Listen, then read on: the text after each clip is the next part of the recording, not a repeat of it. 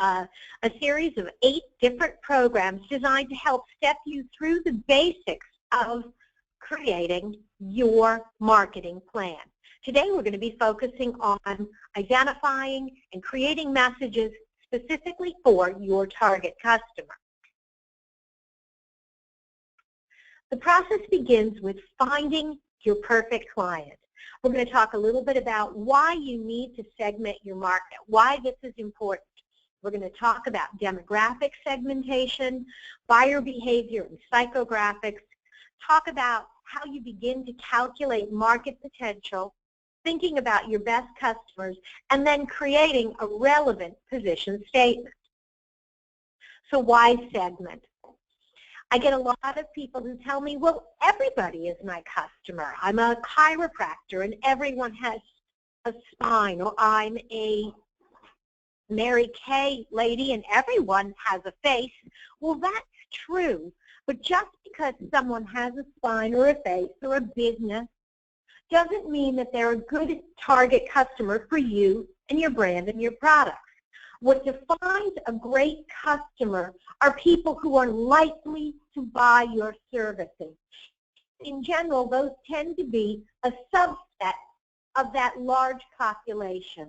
The better job you can do identifying who those target customers are, the better and more likely your marketing campaigns will be to be successful, the greater the chances that you are going to actually close sales.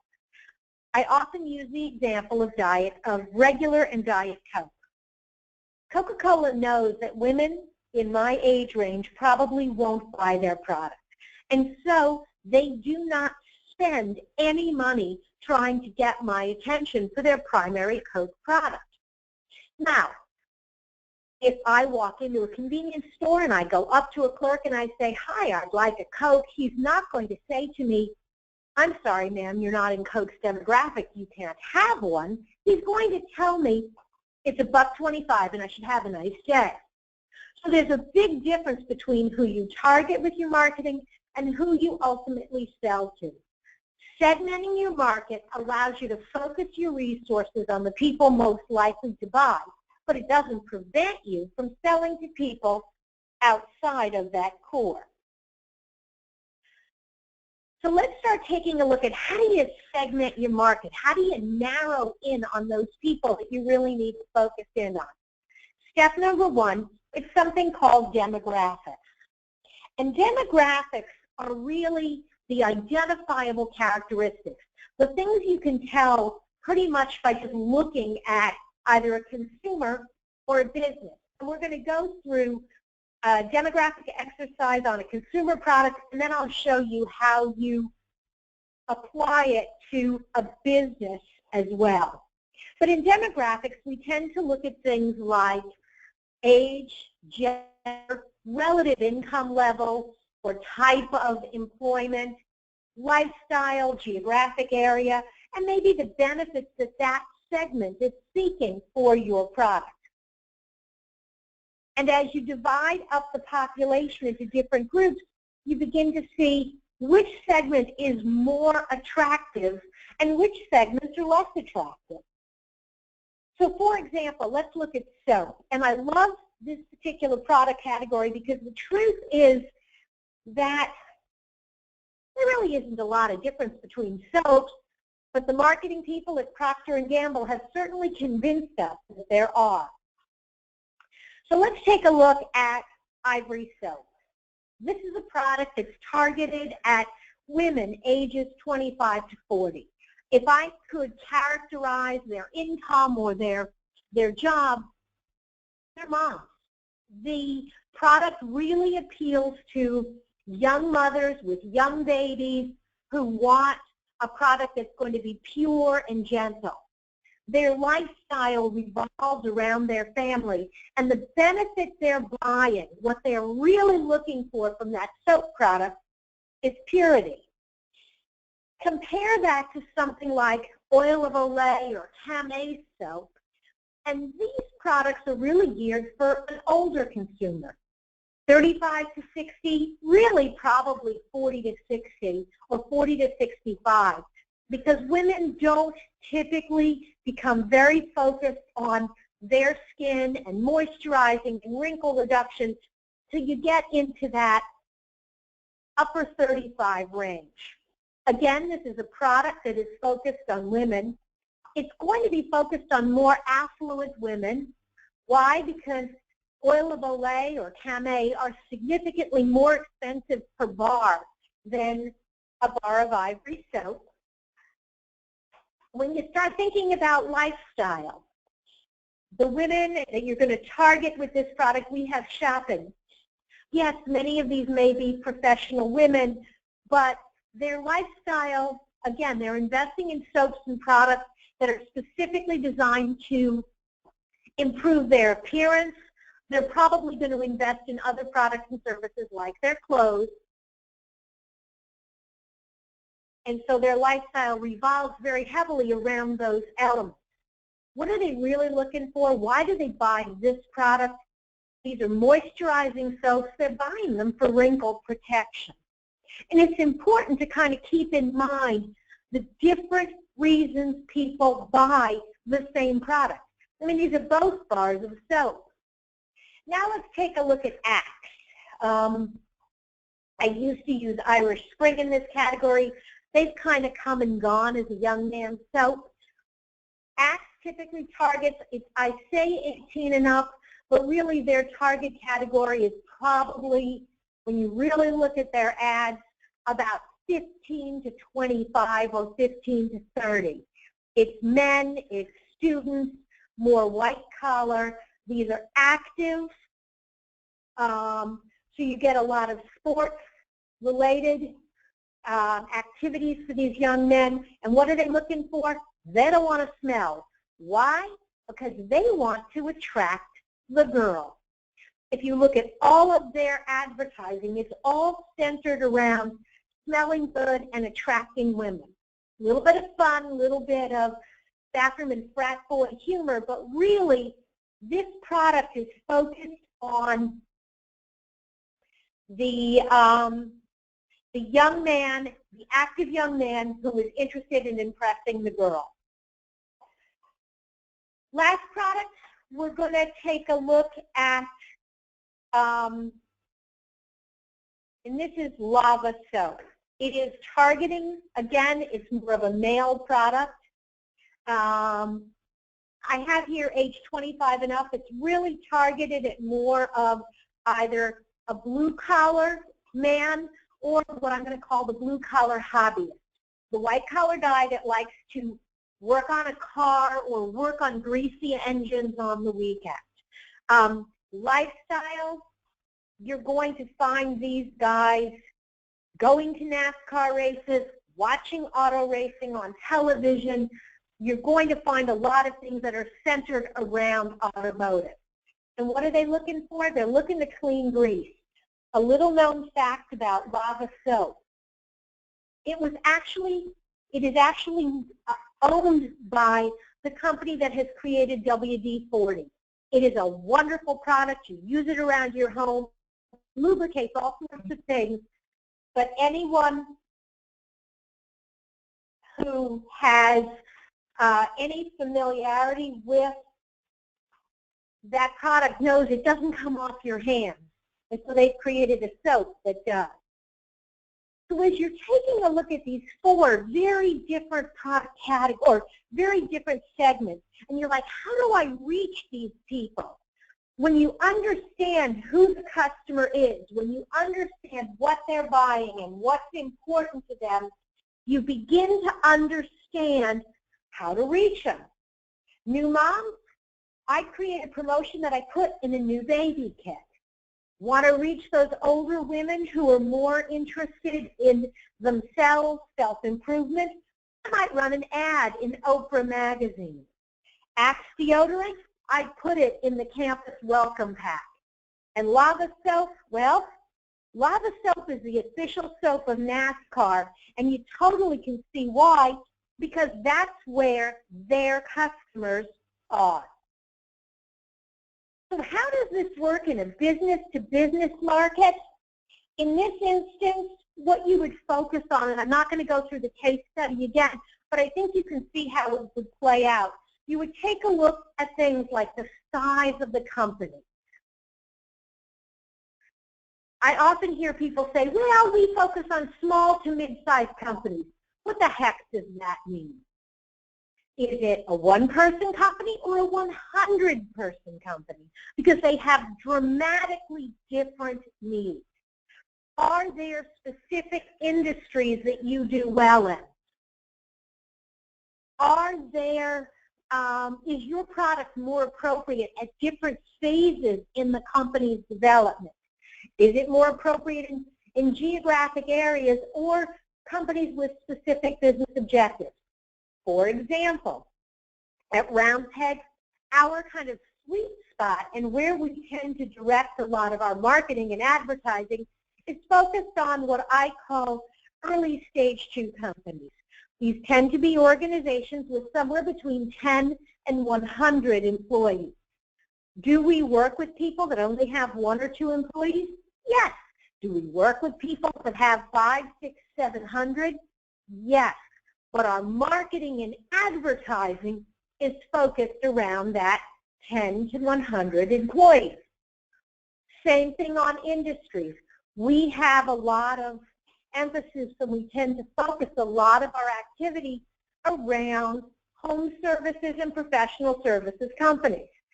If somebody knocks on my door and they're running a manufacturing company, am I going to have the conversation? Yes. Am I going to have more examples based on those other industries? Yes. So the more expertise I develop in a particular industry dealing with a particular set of problems, the more credible you become. The easier it is to continue to sell into that segment. That's where the real payoff is with demographics. The more you understand about your buyer, the more clearly you can define your message. Psychographics and buyer behavior. This requires that you look behind the facade.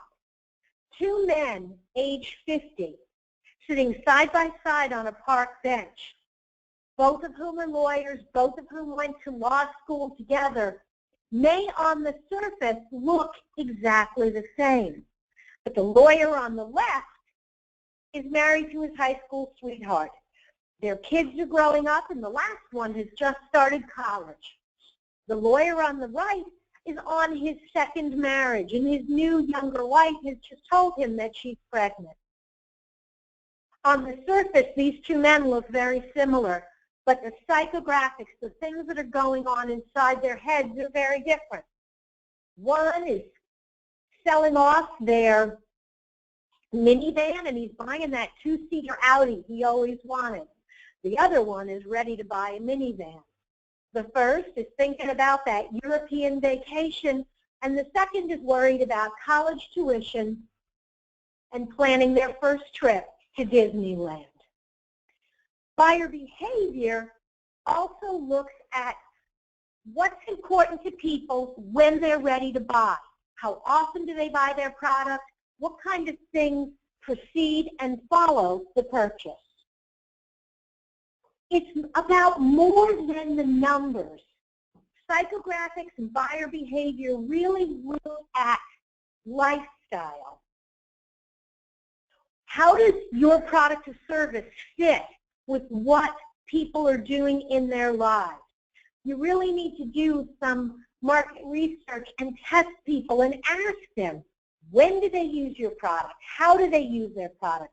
How do they feel about using your product? And this is a really cool question. When I was in the insurance business, when I was in heating and air conditioning, and I was doing marketing for those industries, I got to tell you that nobody woke up in the morning going, oh my goodness, today I get to buy a life insurance policy. You know, it ain't happening. These are not products that people are excited about. And so in categories where you have something that is more of a must-have than an aspirational item, you got to kind of keep that in mind as you're creating your marketing. You've got to talk about how it's a good investment, and that making good choices will allow them to do the things they really want to do later. One of our marketing managers when I was in HVAC kept trying to compare our product to a Cadillac, and he kept wanting people to get as excited about buying a high-end air conditioner as they did a car. Do I need to tell you that that strategy never quite worked? That what he forgot was that no matter how excited he was about the product or service, the customer's attitude wasn't there. The other thing that you need to do, and that kind of falls into this same category, is thinking about what's called the buying cycle. How often do people buy your product, and when are they most likely to buy your product? Is it a seasonal item? There's some seasonality that you can work around, and there's other seasonality that you can't. The reality is, in the heating and air conditioning industry, people are going to want to buy air conditioners in June. No amount of advertising is really going to shift that behavior. You may be able to get people thinking, but it's really going to be hard to get them ready to write those checks. And so as you're planning your marketing, you need to think about not just when you want people to buy, but when do they want to buy. The other thing is you're thinking about your target market is something called market potential. And here you have to ask yourself, can you earn enough from a segment to make it worth concentrating your business there? It's wonderful that you have a product that every left-handed, red-haired, blue-eyed accountant is going to want. The problem is there may or may not be enough left-handed, red-haired, blue-eyed accountants in an area to make it profitable. So you need to, once you define your customers, and giving you a more realistic example, when we narrowed our market and said we want to focus on companies between 10 and 50 employees, one of the first things we did was we took a look at how many companies hit that description in the geographic area that we wanted to sell to. And then the next question was, okay, of all of those companies, how many of them are likely to need our products or services in a year? And if we secured 25 or 50% of them, would that be enough? What do we typically sell? For example, if a website goes for $5,000 or $10,000, how many do you need in order to keep my business afloat? And are there enough companies that fit my description? So if you're targeting women real estate agents in Indianapolis and you have an average sale of $1,000, you got a pretty good chance that you'll make your revenue target. If, however, you look for real estate agents in a much narrower market, you may or may not actually have enough sales to make that market attractive. Once you do that, one of the other things that you really want to do is take a look at customers and decide who is going to be your best customer. There are kind of what I would call 5 different categories of customers. There are some that are too small, acceptable, typical, ideal, and too large. Customers that are too small may be ready to take up your time and they want to buy from you, but it may or may not be profitable to service them. On the other side, and I think this is something that people sometimes lose track of, a really large company comes along and they say they want to hire you. It sounds like a really great idea. The problem is that those 2 large companies may actually suck all your resources and actually do more harm than good. Somewhere in the middle where you want to go are the customers that fall somewhere between acceptable, typical, and ideal. An acceptable client is someone who has a big enough budget to buy the basic minimum service products that you offer. Typical customers tend to be those that are your average. Your typical customer looks like this or this. If you don't know what your typical customer looks like, you don't really know where to target your marketing. Go back to that first description. And then on the top end, the ideal customers. These are the kind of companies you really want to work with. They're probably a little bit bigger and a little more challenging than your typical, but they are not quite in the category of too large. Okay, so now we're ready to kind of talk about the position statement for these customers. And what you're trying to do is, again, this is all about you've targeted your marketing, you know who you're focused on, and you know who you're focused on, and you want to get their attention. You want them to notice you. You want them to pay attention. And the way that you do it is you begin to build a position statement that defines who you are, how you solve their problems, and ultimately what it is you offer. So for example, here we're going to start this kind of process of identifying the position statement. So we start with a look at who is your ideal customer. You need to remember, just like we did in the soap example, you need to look at what they, you need to look at, in the soap example, what they wanted. So for the Oil of Olay or Camate customer, they were looking for moisture. The Axe guy, well, he wanted odor protection. So what is it they need? And then what do you do to help? How do you satisfy their unique challenges? Once you figure out who your target customer is and what you're doing to address their pain points, the next thing you need to do is look at what your competitors do. And so on this next slide, you can see how you can begin to look at your business compared to your competitors. What do you say to potential customers?